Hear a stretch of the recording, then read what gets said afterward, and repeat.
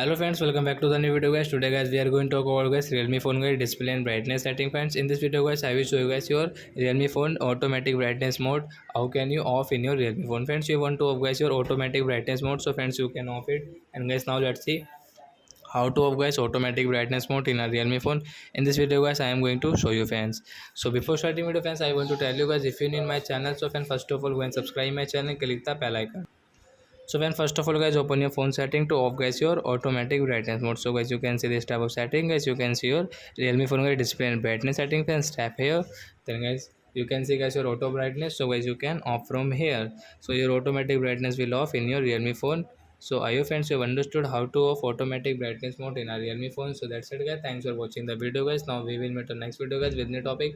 Before going guys, please go and like my video, subscribe my channel. Bye bye friends, thanks for watching the video guys. Bye friends.